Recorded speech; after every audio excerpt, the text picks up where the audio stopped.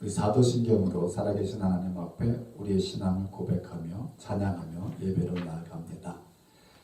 전능하사 천지를 만드신 하나님 아버지를 내가 믿사오며 그 외아들 우리 주 예수 그리스도를 믿사오니 이는 성령으로 잉태하사 동정녀 마리에게 낳으시고 본디오 빌라도에게 고난을 받으사 십자가에 못 박혀 죽으시고 장사한 지 사흘 만에 죽은 자 가운데서 다시 살아나시며 하늘에 오르사 전능하신 하나님 우편에 앉아 계시다가 저리로서 사는 자와 죽은 자를 심판하러 오시리라.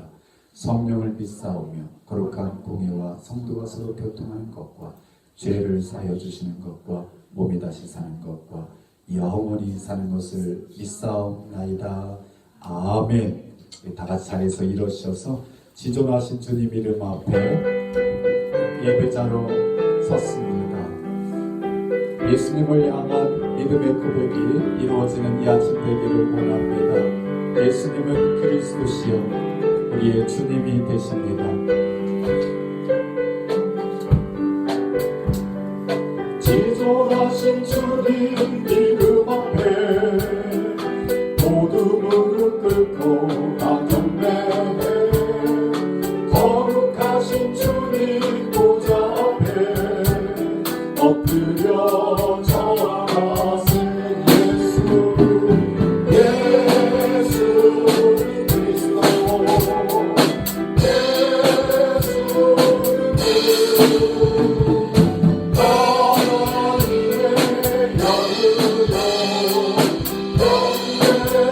다시 한번 지존하신 주님 지존하신 주님 이름 앞에 모두 무릎 꿇고 나경배해 거룩하신 주님 보좌 앞에 엎드려 절하세.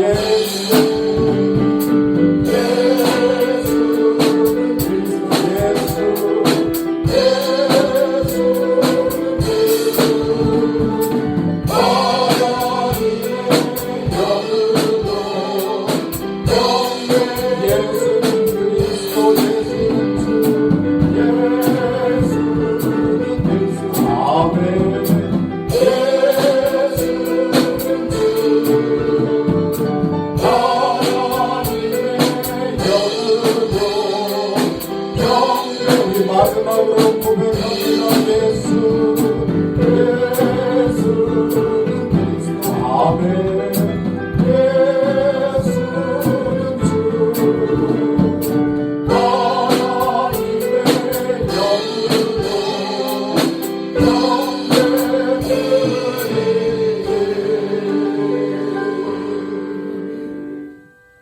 거룩한 주의 날, 특별히 성탄주의를 맞이해서 하나님께서 불러주신 하나님의 백성들 주의 제단 앞에 나와 예배자로 섰습니다. 신령과 진정으로 예배케 하옵소서. 이 땅에 오신 예수 그리스도께 영광 돌리는 예배자가 되게 하옵소서. 하나님이 연락하시고 기뻐하시는 예배가 되게 하옵소서. 어둠의 권세 이일절 못하도록 막아지켜 보호하여 주옵시고 홀로 영광 받아 주옵소서. 예수님의 이름으로 기도하옵나이다. 아멘. 우리 다 같이 자리에 앉으셔서 찬양하겠습니다.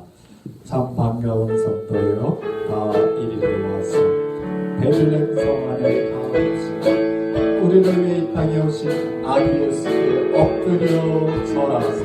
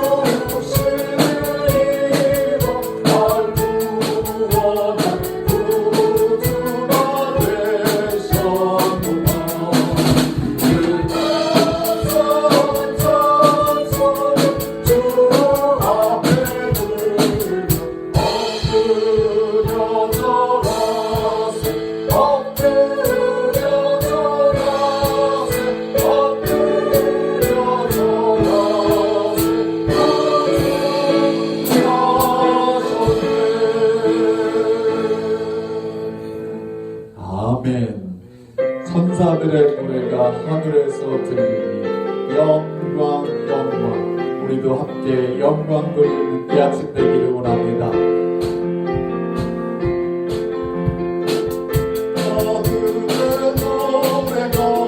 하늘에서 들리니 산마들이 기뻐서 메아리 쳐오른다.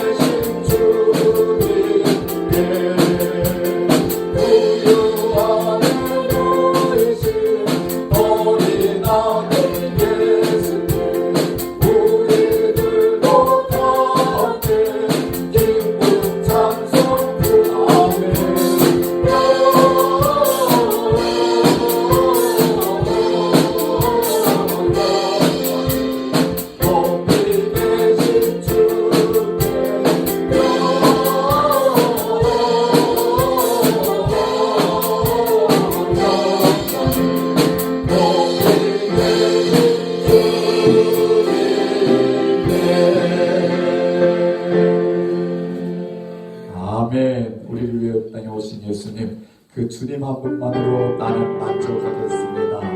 이것이 우리의 삶의 고백이 될 줄 믿습니다. 왕 되신 주님 앞에 만세로 영광 드리는 이 아침 되기를 원합니다. 주님 한 분만으로, 주님 한 분만으로 나는 만족해. 나의 모든 것 되신 주님 찬양해. 나의 영원한 생명 되신 예수님 목소리 높여 찬양해. 주님의 되신 사랑 찬양해. 나의 힘과 능력이 되신 주, 나의 모든 삶 변화되게 되신 주의 온두라 머리 들어라, 온두라 머리 들어라.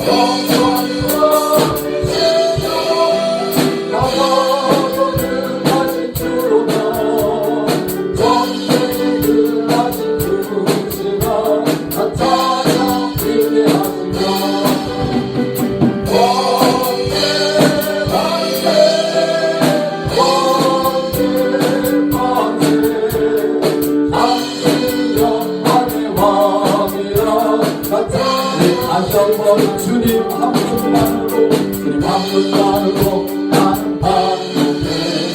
나의 모든 것 되신 주님 찬양해.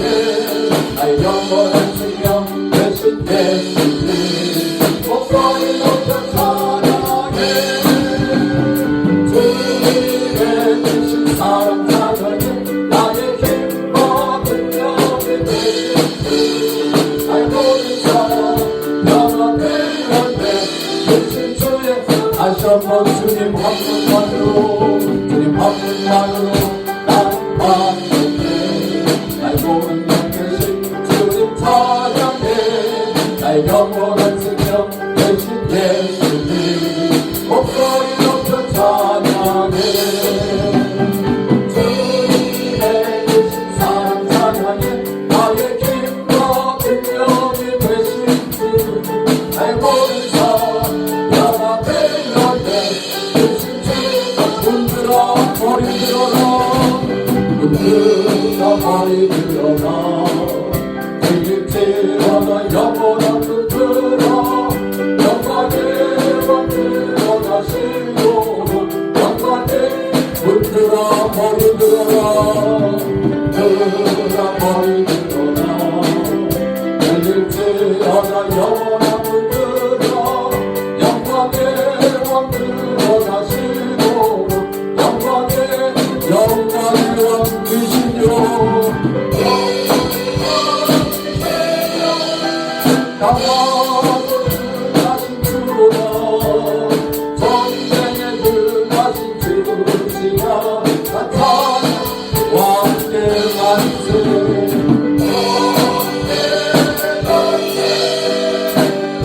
왕께 만세 당신은 영광의 왕이라 우리 다시 한번 흔들어 머리 들어라 흔들어 머리 들어라 들릴지어나 영원한 흔들어 영광의 왕 들어가시도록 영광의 왕 들어가신 흔들어 흔들어 머리 들어라 들릴지어나 영원한 흔들어 영광의 왕 들어가시도록 영광의 왕이시여 영광의 왕이시여 나가고 등하신 주로다 전쟁에 등하신 주시라 나타나 왕께 만세 왕께 만세 왕께 만세 당신은 영광의 왕이라 영광의 왕이시뇨 영광의 왕 나가고 등하신 주시라 등하신 주시라 나타나 왕께 만세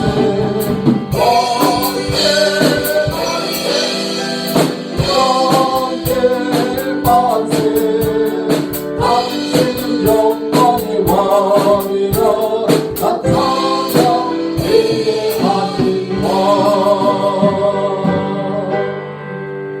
아멘 아멘 이 땅에 오신 주님 왕으로 우리가 영접하고 섬기며 살기를 원합니다. 이 땅에 오신 하나님의 본체 영광 중에 다시 오신 주님을 고대하며 왕 되신 주님을 높여드리는 예배가 되기를 원합니다. 이 땅 위에 오신 하나님의 본체 십자가에 달리사 우리 죄 사셨네 하나님이 그를 지극히 높여 모든 이름 위에 뛰어나 이름을 주사 우리 예수 이름 앞에 절하고 모든 이름을 주시네 영광 중에 오신 주를 보리라 선포해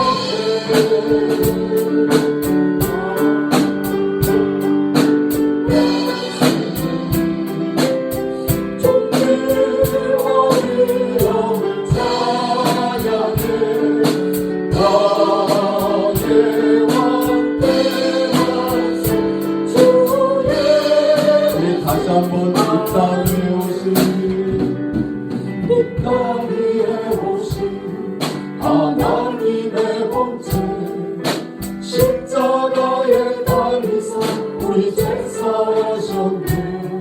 하나님이 그 지극히 높여 모든 이름 위에 뛰어난 이름을 주사 우리 예수 이름 앞에 절하고 모든 입이 주르시네. 영광 중에 오실 주를 보리라.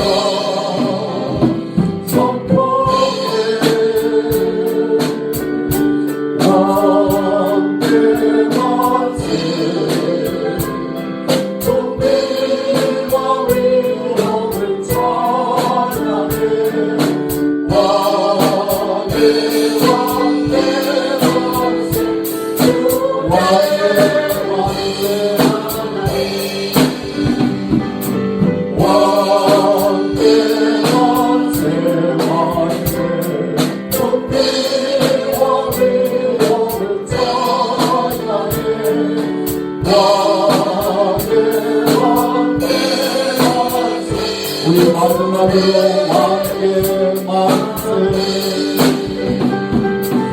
왕께 만세 만세 존귀와 위엄을 찬양해 왕께 왕께 만세 주의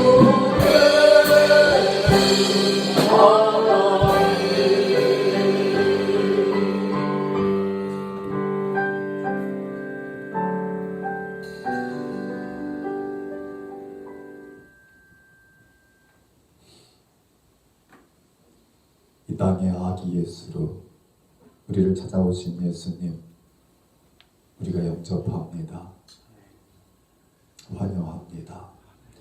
낮고 낮은 곳, 천하고 소외된 사람들에게 찾아오신 주님, 이 아침 예배하는 우리의 마음 겸손하게 하사 주님을 신령 가운데 모시게 하옵소서. 세상의 여러 가지 일들로 인하여 바쁘고 분주한 사람들 같지 않게 하시고 우리를 사랑하시러 찾아오신 예수님 사랑하는 마음으로 영접하며 환영하며 영광 돌리는 예배자가 되게 하옵소서. 주님 감사합니다. 주님 오심은 어둠 가운데서 비추시기 위함이라고 말씀하셨습니다.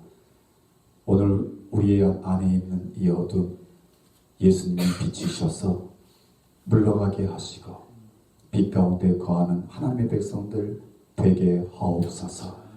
하나님, 우리에게 비치신 주님의 빛을 세상을 향하여 비출 수 있도록 믿음을 더욱 견고하게 하여 주옵시고 성령으로 충만하게 하여 주옵시고 주님을 더욱 사랑하게 하사 세상을 이기고 세상의 복음을 전하며 살아갈 수 있는 하나님의 백성들 자녀들 다 되게 하옵소서.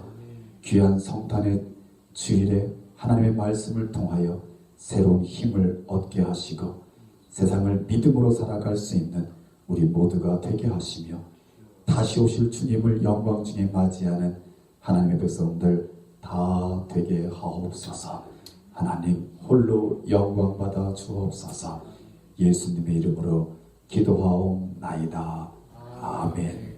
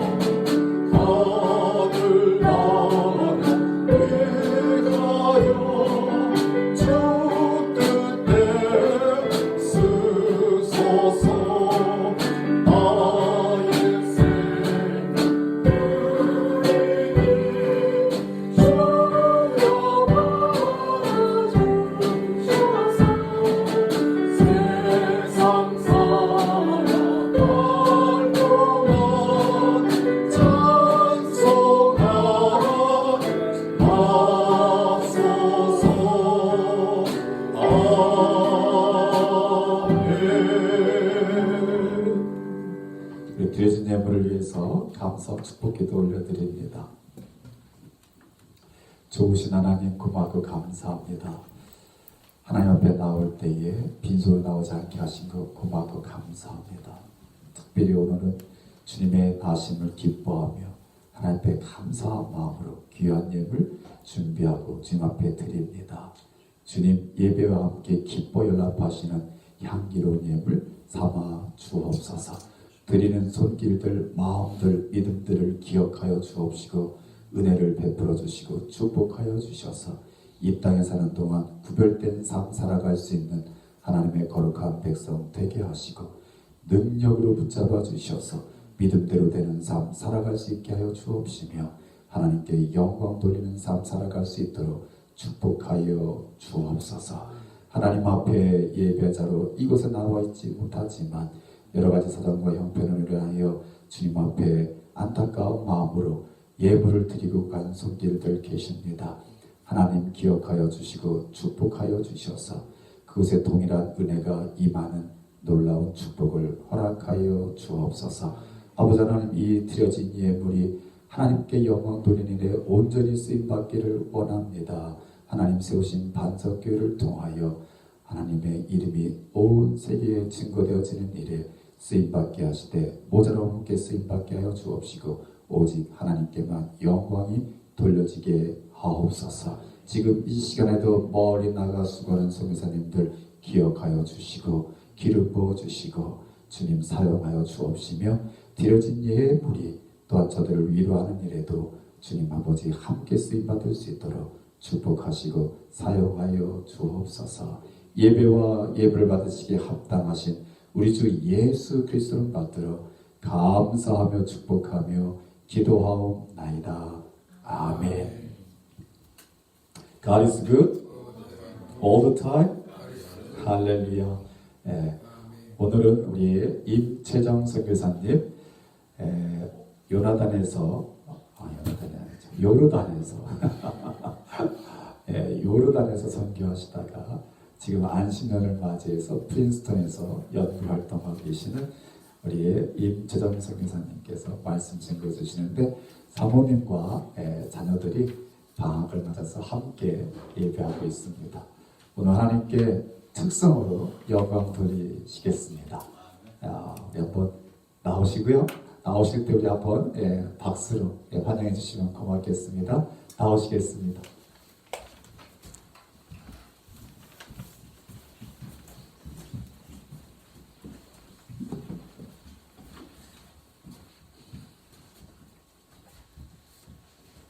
제가 가족 소개 잠깐 할게요. 우리 목사님, 임채정 목사님, 사모님, 우리 손희정 사모님, 큰아들 우리 임요섭, 큰따님이 박수정, 임성경, 우리 막내따님이 임성영. 감사합니다. 우리 한번 박수로 다시 한번 크게 보내주시면 고맙겠습니다.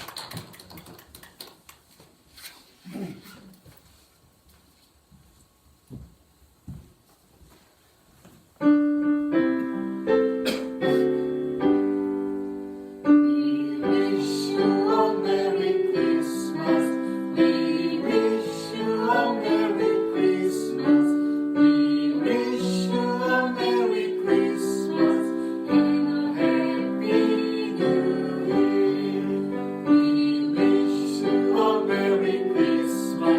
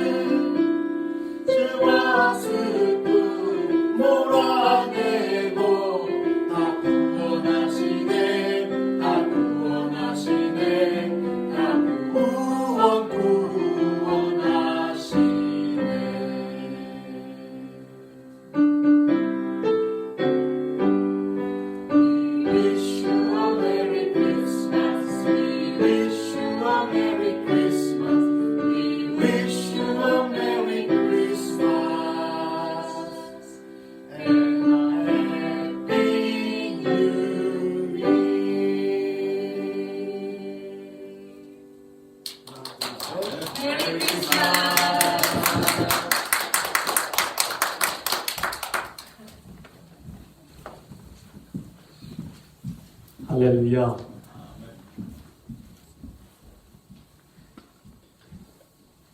성탄절에 하나님께 드릴 수 있는 최고의 찬양이라고 믿습니다. 또 선교사님 또 자녀들과 함께 이렇게 찬양하는 모습이 너무 좋죠. 너무 좋습니다. 하나님께서 크게 영광 받으신 줄 믿습니다. 우리 또 반석교회 성도들에게는 또 큰 기쁨을 선사해 주신 줄 믿습니다. 아멘. 다시 한번 우리 하나님께 큰 영광의 박수 드려드리겠습니다.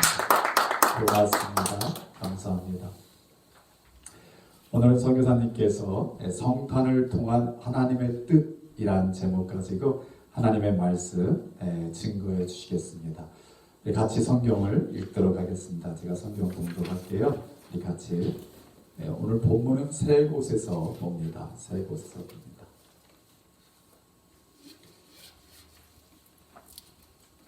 첫 번째 미가서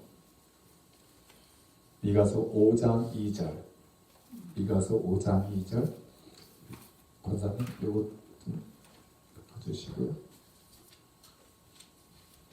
5장 2절 우리 한 목소리 같이 읽겠습니다. 시작. 찾으셔야 되나요? 미가서 5장 2절. 미가서 구약성경 1295페이지에 있습니다. 1295. 여러분 성경 중에 미가서가 없는 분들도 몇 분 계실 거예요. 1295면입니다. 미가서 5장 2절 같이 한번 크게 읽습니다. 시작.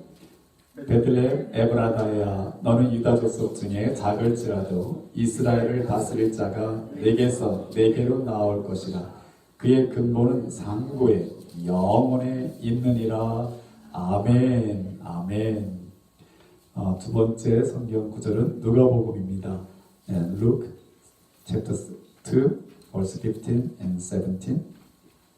누가복음 2장 15절에서 17절 말씀 우리 한 목소리를 같이 읽습니다. 시작. 천사들이 떠나 하늘로 올라가니 목자가 서로 말하되 이제 베들레헴으로 가서 주께서 우리에게 알리신 바 이 이루어진 일을 보자 하고 빨리 가서 마리아와 요셉과 부위에 누인 아기를 찾아서 보고 천사가 자기들에게 이 아기에 대해서 말한 것을 전하니. 아멘. 우리 마지막 벌스를 봅니다. 마지막 절 우리 요한복음 6장 35절 John chapter 6 verse 35. 요한복음 6장 35절 같이 한번 크게 읽습니다. 시작. 예수께서 이르시되 나는 생명의 떡이니 내게 오는 자는 결코 줄이지 아니할 터이요 나를 믿는 자는 영원히 목마르지 아니하리라. 아멘. 아멘. 이 세 곳의 본문 말씀 가지고 성탄을 통한 하나님의 뜻 God's will through Christmas라는 제목 가지고 하나님의 말씀 증거하실 때 큰 은혜와 하나님의 축복이 임하시기를 소망합니다. 아멘. 마음은 열고 성교사님 기쁨으로 맞이해 주시기 바랍니다. 성교사님 나오실 때 우리 할렐루야 연습하겠습니다. 나오시겠습니다. 할렐루야. 할렐루야.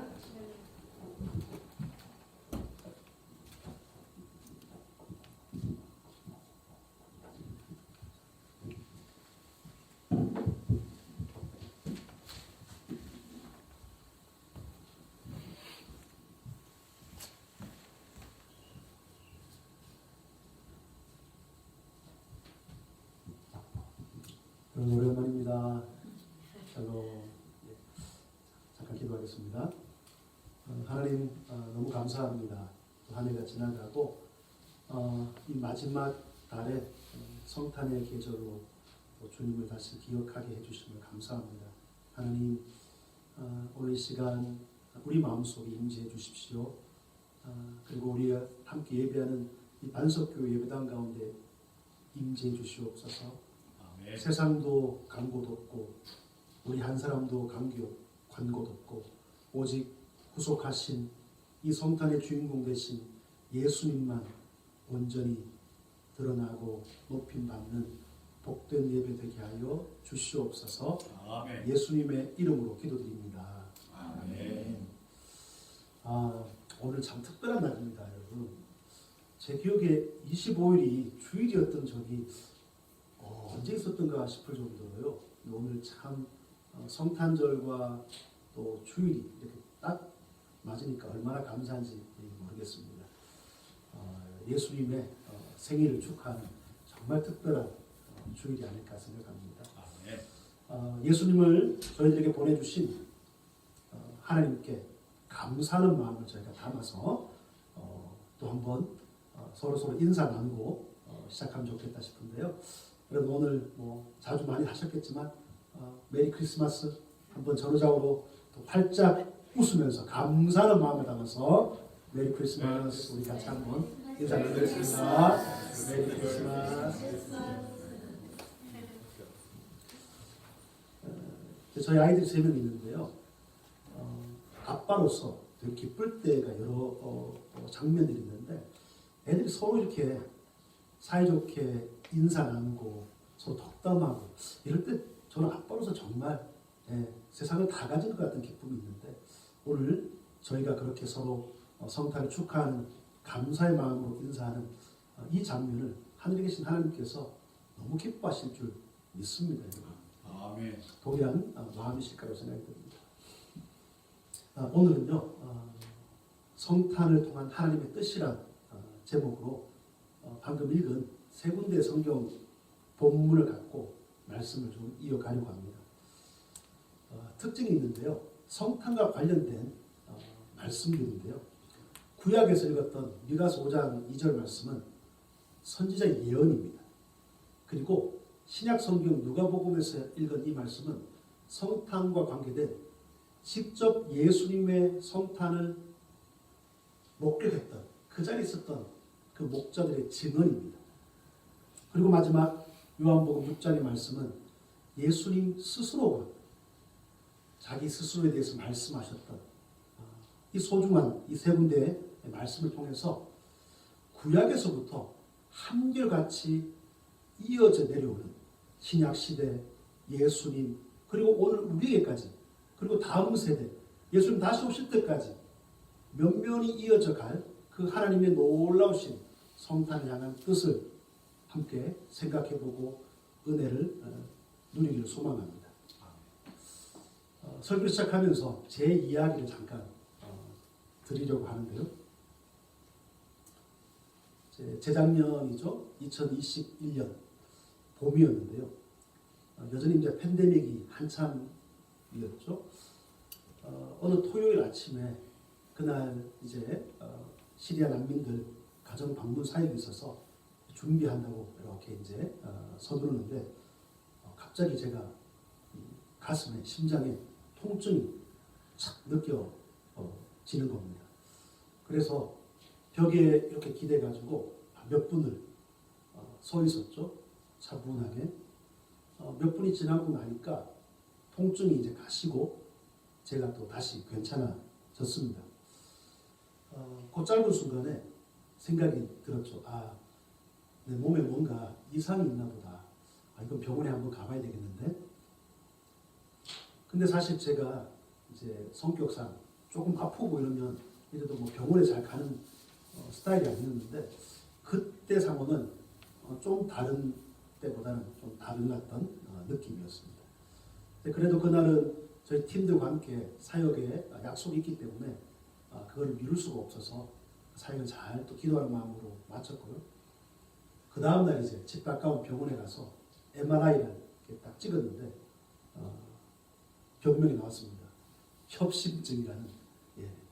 사실은 뭐 보편적으로 보면 우리 한국의 이제 중년의 남성들이 많이 걸리는 이제 병이기도 한데요.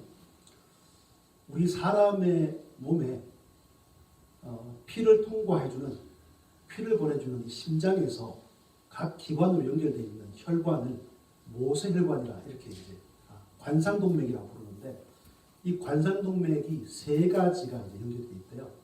이 3군데를 통해서 심장에서 뇌나 이런 온 몸으로 피를 보내주는데 MRI 결과를 보니까 3군데 관상동맥 중에서 2군데가 스토리 되어 있는 거죠. 막혀 있더라는 거죠. 병원에서 제 피가, 제 블러드가 깨끗하지 않다는 걸 이제 병원에서 알게 되고요. 위험하다고 지금 당장 좀 스텐트 시술하면 좋겠다 이렇게 권유를 받았습니다. 시술이 잘 끝났고요. 지금 이제 멀쩡해 보이는 제 혈관 속에 의료용 스텐트가 2개가 이제 심겨져 있습니다. 그래서 심장에서 또 온몸으로 혈관에 찌꺼기들이 막혀 있어서 피가 흐르지 못하는 것들을 잘 좀 뚫어주면서 피가 이제 흘러가게 하면서 저의 생명을 연장시켜주는 이제 그런 상황들이 되는 거죠. 그 이후에 저의 지나간 시간들을 이렇게 돌아보니까 사역이라는 또 명목하에 좀 핑계도 되는 것이죠. 제가 하나님 주신 제 몸을, 제 건강을 별로 신경 쓰지 않고 돌보지 않았죠. 그래서 음식을 제가 제대로 먹고 하는 것들을 관리하지 못했던 그런 생각들을 많이 갖게 되었습니다. 사실 이제 밖에서 활동하고 사역을 하다 보면 많은 시간 또 좋은 음식들을 먹고 하는지 이럴 수 있는 상황들은 아닌 것이 현실이죠. 그래서 빨리 먹을 수 있는 패스트푸드나 또 가격도 좀 저렴한 기름진 오일리한 음식들을 주로 먹고, 저도 이제 한국 사람이니까요. 맵고 짜고 국물 있는 이런 것들 참 좋아했었던 것이죠. 이게 근데 젊을 때는 사실은 크게 문제가 안 되는 것이죠. 그때는 정말 건강하고 세포도 아주 스트롱하니까요. 이제 문제는 중년의 나이가 되면서는 라이프 스타일이 바뀌어지지 않으면 큰 문제가 안 되었던 것들이 이제 문제가 된다는 것을 저는 사실 우둔하게도 아프면서 또 아픈 것들을 통과하면서 그제서야 깨닫게 되는 것이죠. 피가 얼마나 중요한지, 생명은 피가 얼마나 깨끗해야 되는지, 그래야지만 건강하게 살 수 있다는 이 심플하면서도 이 단순하면서도 매우 중요한 사실을 또 그 과정들을 통해서 깨닫게 되었습니다. 생명, 피, 그리고 그것을 위한 음식, 이 세 가지가 사실은 어떻게 보면 트라이앵글처럼 묶여 있다고 말씀드릴 수 있습니다. 자, 제 이야기를 통해서 몸의 건강에 대한 이야기를 제가 잠깐 드리면서 시작을 했는데요. 이거를 우리가 영적인 우리의 삶으로 이렇게 한번 옮겨서 이야기를 이어가 보겠습니다. 사랑하는 여러분, 보이는 우리 육체에만 혈관이 있고 그 혈관에 깨끗한 피가 흐를 때 건강한 것이 아닙니다. 사실 우리 교회에서 더 많이 강조해야 될 것이 보이진 않지만 우리 영혼에도 영혼의 혈관이 흐르고 있는 것을, 그리고 거기에 깨끗한 피가 흘러야지만 우리가 정말 복되고 건강하게 살 수 있다는 이 사실을 꼭 기억해야 되겠습니다.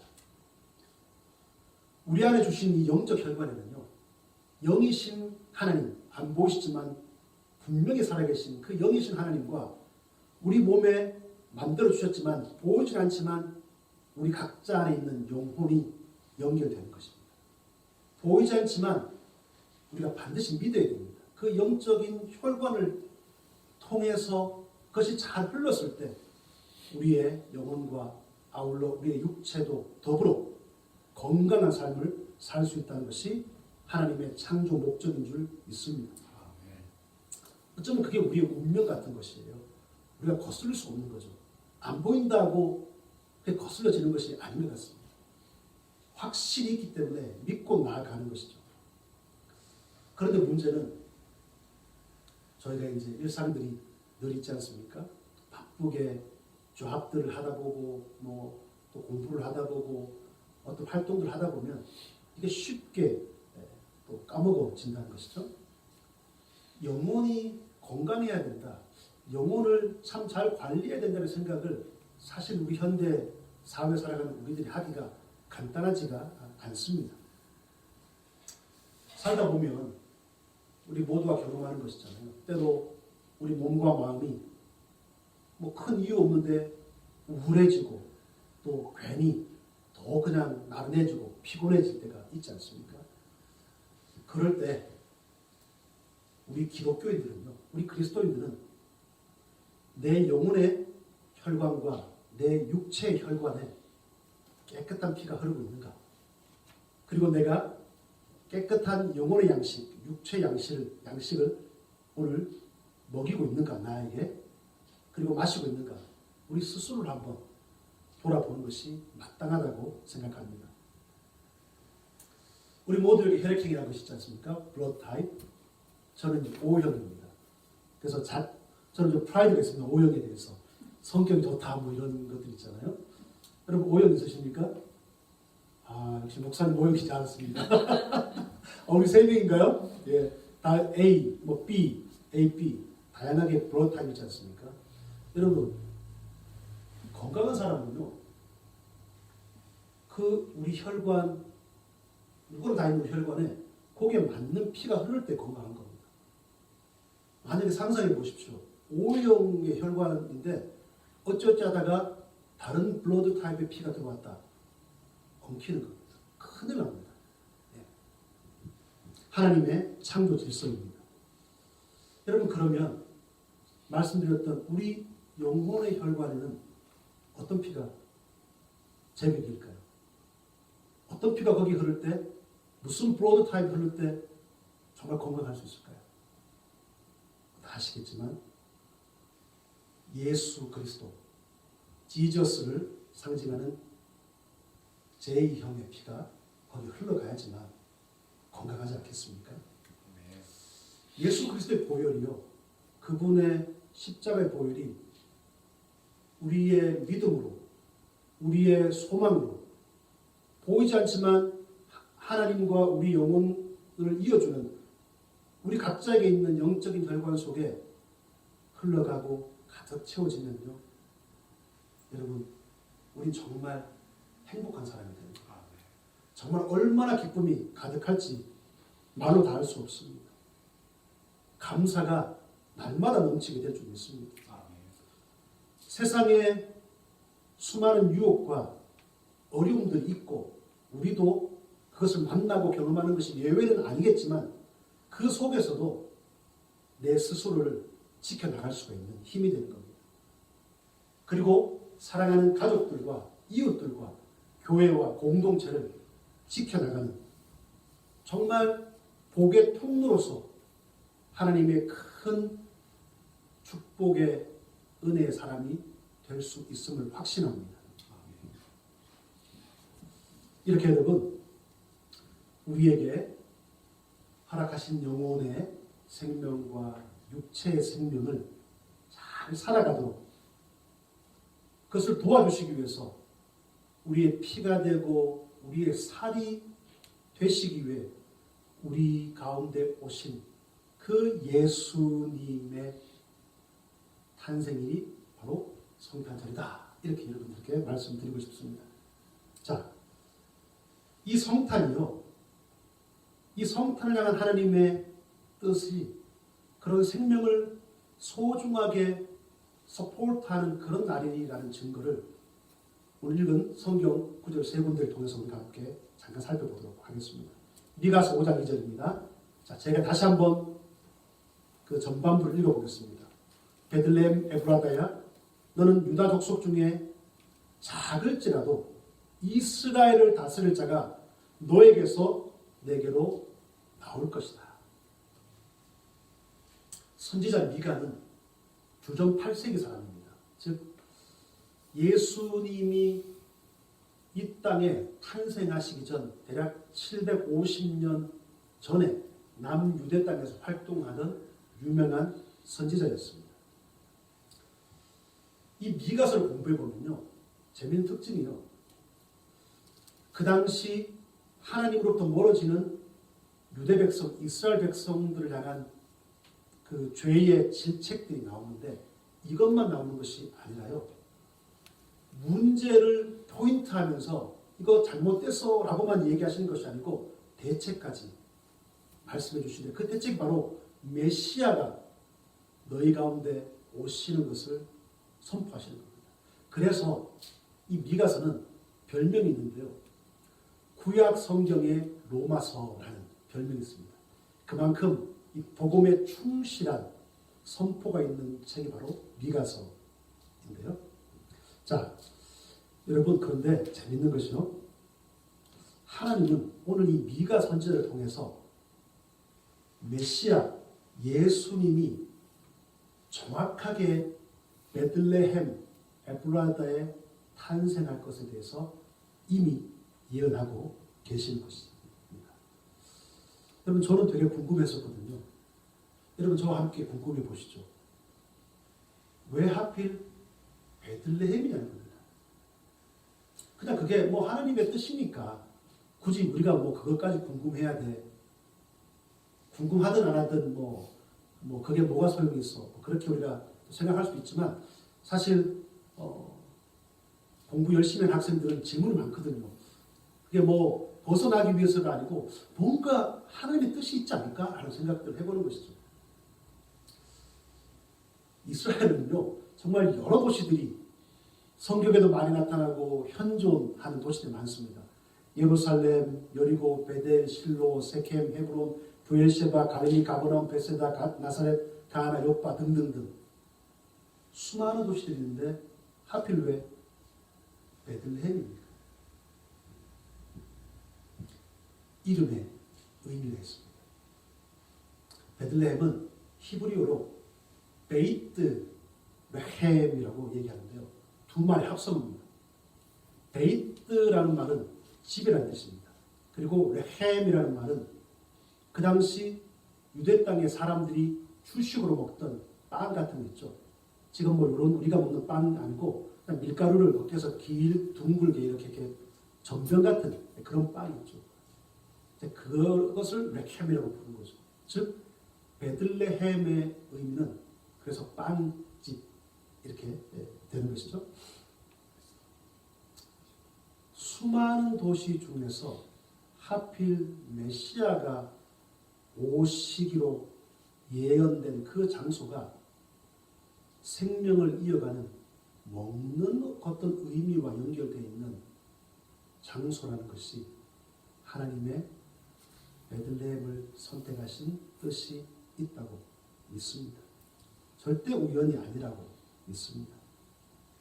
두 번째는 미가 선지자의 구약 성경 예언에 의해서 성탄절을 통해서 우리의 생명을 풍성하게 하기 위한 하나님의 뜻 두 번째 증거는 예수님 탄생을 직접 현장에서 목격한 베들레헴 목동들의 증언에서 우리가 알 수 있습니다. 두 번째 우리 읽었던 누가복음 2장 15절 17절의 말씀인데요. 다시 한번 제가 읽어볼게요. 천사들이 떠나 하늘로 올라가니, 그러니까 천사들이 베들레헴 목동들에게 이야기를 다 해주는 거죠. 어디서 어떻게 나실 거야. 자, 그래서 그 얘기를 듣고 천사들이 떠나고 목자들이 서로 말하는 겁니다. 자, 빨리 베들레헴으로 가서 주께서 우리에게 알리신 바 이 이루어진 일을 보자 하고 빨리 가서 마리아와 요셉과 구유에 누인 아기를 찾아서 보고 천사가 자기들에게 이 아기에 대해 말한 것을 전했다. 이 누가복음의 구절에서 우리가 정확하게 확인할 수 있는 것은 성탄의 소식을 제일 처음으로 천사들을 통해서 들었던 이 베들레헴 목자들의 목격담, 메시아로 베들레헴 빵집에 오신 아기 예수님이 구유에 누이셨다는 것. 구유에 누이셨다는 것. 여러분, 예수님 빼고 인류 역사에 생명이 구유에 누인 이야기를 여러분 들어보신 적이 있고 혹시 상상이라도 하실 수 있습니까? 하나님의 무언가 뜻이 있는 겁니다. 하필 왜 구유에 예수님은 누이시는 겁니다. 구유라는 것이 뭐 우리 다 알지만 그 당시 유대 땅에 양과 염소들의 여물통, 밥통, 밥그릇 아니겠습니까? 성탄의 이야기 중에 우리가 늘 자주 듣는 것이 그렇죠. 예수님이 마구간에 구유에 누인 것은 빈방이 없었다. 이것 때문에 그럴 수밖에 없었다. 이제 그런 이야기인데요. 여러분 한번 다시 생각해보면 그날 베들레헴에서 빈방 찾기가 정말 그렇게 임파서블 했을까요? 진짜 뭐 한 집도 없었을까요? 그리고 또 생각해보면 만삭이잖아요. 만삭인 여인이 눈에 보이는 거잖아요. 만삭인 여인 한 사람이 그 사람을 위해서 방을 양보해 줄 수 있는 그런 사람이 베들레헴에는 한 사람도 없을 만큼 베들레헴에 그때 살았던 2000년 전 사람들은 그만큼 이기적인 사람이었을까요? 어려운 사람을 불쌍히 여기는 하나님 우리 가운데 넣어주신 그 측은지심이라고 그러잖아요. 이 마음들이 베들레헴 사람들은 다 메말라 있었던 걸까요? 저는 사실 그 질문에 그렇지 않다고 생각이 듭니다. 지금도 이 자본주의 시대, 이 도시의 삶을 살아가면서도 우리가 꼭 그렇게는 못해도 정말 불쌍한 사람을 보면 예수를 믿든 안 믿든 우리 마음속에 측은지심이 발동하게 되는 것이 인지상정이잖아요.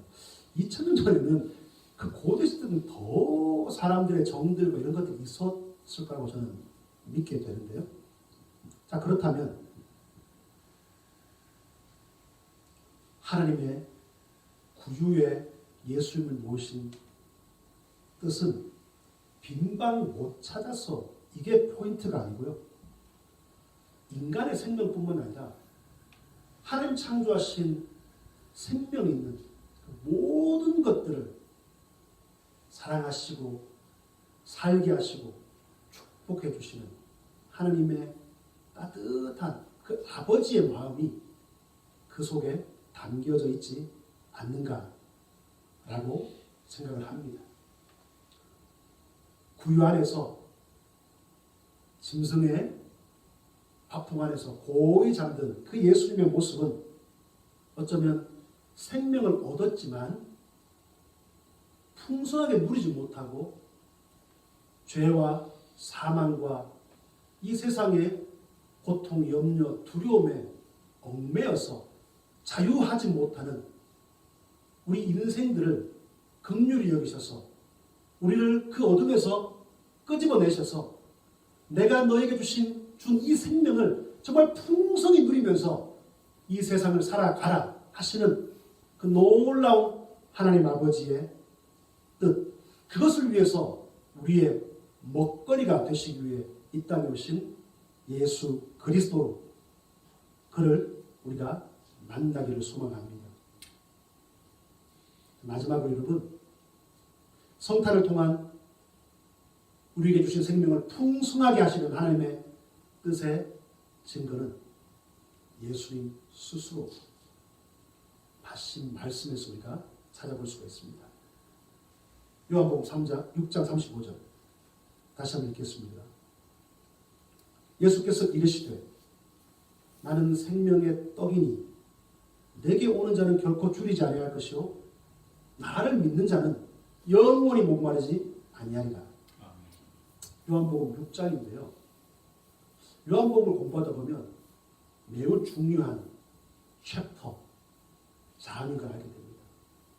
6장의 시작은 우리 잘 아는 오병이어의 기적으로 시작합니다.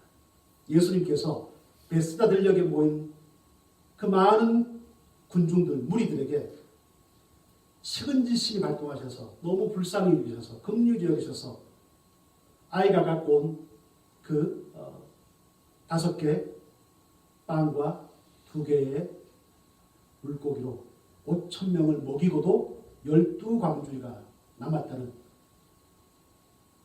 도대체 정말 사람의 상식과 사람의 논리로는 어떻게 이해할 수 없는 이 놀라운 미스터리 같은 이 기적을, 이적을 일으키셨던 이 오병이어로 요한복음 6장이 시작이 됩니다.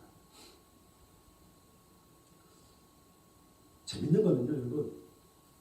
마태, 마가, 누가, 요한 이 사복음서 중에 예수님이 이적하셨던 것들이 기적이 여러 군데 많이 이렇게 기록되어 있잖아요. 사복음서에 유일하게 공통적으로 하나도 빠지지 않고 오병이어가 다 기록이 되어 있는데 이게 거의 유일한 겁니다. 다른 거는 여기도 기록되고 저기도 기록 안 되고 하는데 오병이어는요. 마태, 마가, 누가, 요한 모든 복음에 싹 기록이 되어 있는데 아마도 이러지 않았을까 싶습니다. 예수님 곁에서 그걸 봤던 제자들, 나중에 예수님 돌아가시고 이제 성령의 감동을 받아서 후대를 위해서 성경을 쓰는데 너무 이 사건은 정말 잊어버릴 수 없는 충격 중에 충격의 사건이어서 모두가 생생히 기억하면서 오병이어를 기록하지 않았을까. 그렇게 한번 생각해 보게 됩니다. 그런데 여러분, 이 오병이어 이적이 있고 나서 문제가 생겼습니다.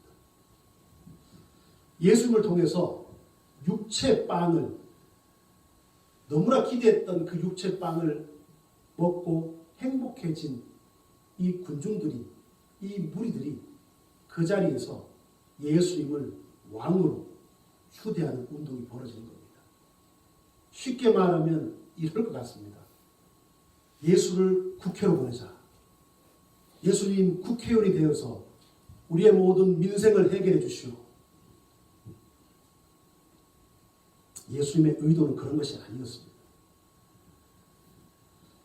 주님이 재빨리 그 자리를 피하셨지만 무리들은 끝까지 예수님을 쫓아옵니다. 마태복음 6장에 오늘 읽은 본문, 이 본문에 속해 있는 예수님의 설교가 그래서 가버나움 회당에서 일어나는데요. 너무나 환호하며 쫓아오는 이 무리들을 향해서 예수님께서 가버나움 회당에 멈춰서셔서 설교를 해주시는데 이게 굉장히 유명한 설교입니다. 제목은 생명의 떡이라는 설교입니다. 예수님의 이 생명의 떡의 설교를 한마디로 요약하면 이것입니다. 육체 양식이 인간에게, 사람에게 소중하고 필요한 것은 사실이라는 겁니다. 그러나 영혼의 양식인 예수 그를 먹고 마시지 않는다면 사람은 영원히 건강할 수가 없다는 겁니다. 건강한 생명은 이룰 수가 없다는 것입니다. 중요한 것과 우선순위와 정말 빠지지 말아야 될 것, 깨달아야 될 것, 이것을 정확하게 예수님께서 가르쳐 주셨습니다. 그런데 여러분, 평생 육체의 밥만 쫓아왔던 무리면서 그것만 바라봤던 이 무리들이 영혼의 밥을 이야기하는 이 예수님의 설교에 잘 반응하지 않습니다. 성경글에서 그 무리들의 반응을 이렇게 기록하고 있습니다. 이 말씀이 너무 어려워서 우리가 들을 수가 없습니다. 예수님, 무슨 말씀을 하시는 겁니까? 도대체 무슨 이해가 안 됩니다. 아니, 어떻게 우리가 예수님을 먹을 수 있고 예수님의 살을 먹고 피를 마실 수가 있습니까? 사람이 그게 가능합니까? 무리들은 자신들이 갖고 있던 예수님에 대한 기대가 부합되지 않자, 깨닫지 못하자 하나 둘씩 썰물처럼 예수님을 빠져나가고 흩어집니다.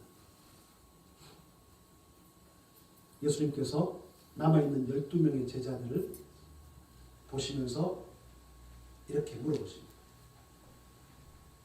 너희도 가려느냐? 얘들아, 너희도 나를 떠날 것이야? 제자들이 말합니다. 주님, 생명의 말씀이 주님께 이 싸움에 우리가 누이게로 가니까 주님 생명의 말씀이 예수께 있음을 우리가 알았는데 우리가 어디로 갑니까? 우리가 또 누구에로 갑니까? 우린 주님과 함께 합니다. 할렐루야. 처음엔 제자들도 육신으로, 육체의 빵, 육신의 필요에 따라서 예수님을 따라다녔습니다. 그러나 어느새 주님을 만나고 교제하고 성령의 감동이 있으니 예수 그분이 내 영혼의 생명의 떡이고 내 영혼의 생명의 물인 것을 깊이 깨닫게 된 것입니다.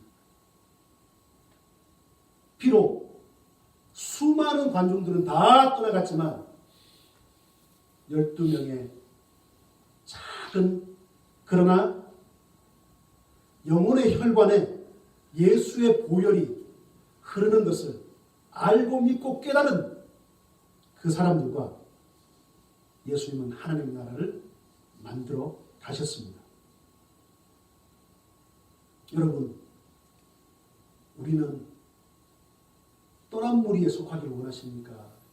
아니면 남아있는 12명 그들과 함께하기를 원합니까?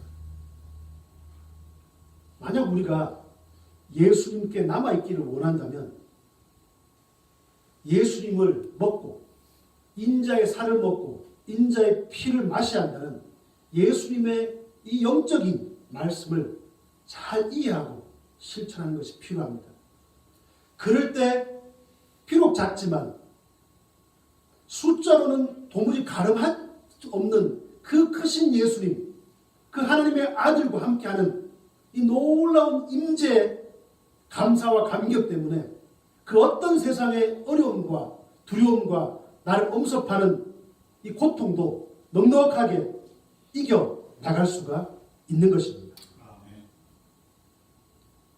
하나님께서요, 세상을 창조하실 때, 인간을 창조하실 때 육신과 영혼의 통로를 구별해 놓으셨습니다. 무슨 말인고 하니? 육신의 생명을 위해서 우리가 건강하기 위해서 여러분 우리 몸이 사람은 입으로 음식을 먹습니다. 만약 사람 중에 음식을 입으로 먹지 않고 다른 통로를 통해서 음식을 섭취한다 라고 했을 때 10중 8구 그 사람은 건강이 안 좋은 사람 아니겠습니까? 반면 여러분, 우리 영혼의 생명, 우리 영혼의 생명의 건강을 위해서 예수님을 먹고 마시는 통로가 있습니다. 그것이 하나님이 우리에게 창조하신 눈과 귀입니다. 영혼을 위해서는 우리가 입으로 먹는 것이라기보다는 눈으로 먹고 귀로 먹는 것입니다. 좋은 어떤 것을 보고요, 또 좋은 것을 들으면 마음이 편안하지 않습니까? 성경 말씀을 아침마다 비록 짧은 한 구절이지만 눈을 감고 주님을 생각하면서 묵상을 하고 또 찬양을 이렇게 한 곡을 들으면 영혼이 기쁘지 않습니까? 반면 나쁜 것을 우리가 보고 나쁜 이야기를 들으면 마음이 아픕니다. 어느 때 무슨 기회가 돼서 의도하든 의도하지 않든 폭력적인 것들을 우리가 보고 너무 잔인하고 비윤리적인 것들을 보고 듣게 됐을 때 우리도 모르는 사이에 우리 영혼에 상처가 스크래치가 나기 시작을 하는 겁니다. 그것이 쌓이고 쌓이면 나도 모르게 어느 순간 디프레스가 되고 우울해지고 삶이 너무 드라이해지게 되는 것일 겁니다. 중국 고사에 보면요, 요순시대에 허유라는 선비가 살았다는데 그가 어느 날 듣지 않아야 될 것, 자기 길이 아닌 자기가 듣고 싶지 않은 어떤 이야기를 누군가에 들었다는 거죠. 그리고 나서는 빨리 강가로 가서 강물에 자기가 귀를 씻었다. 이런 이야기가 기억이 납니다. 사랑하는 여러분, 우리는 깨어 있어야 됩니다. 어느 누구도 안 좋은 음식을 내 몸에다가 피딩하는 사람은 없을 겁니다. 유통기한이 지나거나 영양가 없거나 좀 썩은 음식들을 우리가 쓰레기통에 버릴 줄 알지 누가 먹겠습니까? 어느 누구도 사람은 그런 사람이 없습니다. 제가 생각해 보니까 이유는 딱 한 가지입니다. 보이니까요. 눈으로 보이니까. 아, 이게 먹으면 안 돼. 그런데 세상에 많은 사람들이 안 보인다는 이유로 이 눈으로, 이 얼굴에 있는 이 눈으로 안 보인다는 이유로 보이지 않기 때문에 먹으면 아프고 들어가면 나를 힘들게 하고 병나게 만드는 그런 어떻게 보면 갈비지 같은 것들을 우리가 눈으로 먹이고 남들의 귀에 먹여주는, 그러면서 나도 모르게 아프고 또 누군가도 아프게 하는, 영혼이 쿨쿨 잠들어 있는 이런 시대를, 이런 세대를 우리가 살아가지 않을까 생각해 봅니다. 특히 우리 시대에 문화, 컬처, 이 단어가 사실 굉장히 파워풀하고 무서운 단어 같아요. 이 달콤한 문화라는 포장지로 육신의 정욕과 안목의 정욕과 이성의 자랑들을 아주 근사하게 세대에 전달해서 필터링을 하지 못한 채로 그냥 마구 눈으로 귀로 먹고 먹이면서 그것이 때로 잠깐 찰나로 기쁠 수 있지만 사실은 우리 영혼에 전혀 도움이 되지 않는 그런 시간들을 우리가 살아가는 것이 아닌가 생각합니다. 참된 그리스도인들은 어떤 사람들일까? 육체를 생각하는 것만큼이라도 나에게 주신 내 영혼을 생각할 수 있는 사람들이었으면 좋겠습니다. 자, 여러분, 이제 말씀을 마무리하려고 합니다. 오늘 주제, 성탄절을 통한 하나님의 뜻은 우리에게 주신 생명을 더 건강하게 살아가게 하기 위해서 영혼의 완전 식품 예수 그리스도를 우리가 먹고 마실 때 하나님과 연결된 나의 영혼은 또 그 영적 혈관엔 건강한 피가 흐르며 우리의 삶이 이 땅에서 건강하게 유지될 수 있다는 것을 말씀드립니다. 이것을 위해서 하나님은 예수님을 베들레헴에서 태어나게 하시고 구유에 누이시고 또 그 예수님은 요한복음에서 스스로를 생명의 떡이요 생명의 물이요 나를 먹으라 이렇게 말씀해 주시는 것입니다. 죄인된 우리 영혼의 생명의 음식으로 오신 예수님을 만나는 이 성탄절, 그 예수님 때문에 우리를 엄습하는 죄와 두려움, 고통, 염려, 근심, 걱정 여러분 다 물리치고 주님이 우리에게 작정하신 삶 자유를 누리기를 소망합니다. 나만 그런 것이 아니라 내 주변의 이웃들에게, 친구들에게, 누군가들에게 위로가 되고 격려가 되고 용기를 주는 따뜻하면서 긍정적이면서 또 더불어 갈 수 있는 그런 말과 행동으로 정말 참된 하나님의 아들, 딸들이요 예수 그리스도의 제자로서 한 걸음 한 걸음 살아가시는 여러분들 우리 모두 되시기를 성탄의 아침 예수 그리스도의 존귀하신 이름으로 축복합니다. 기도하겠습니다.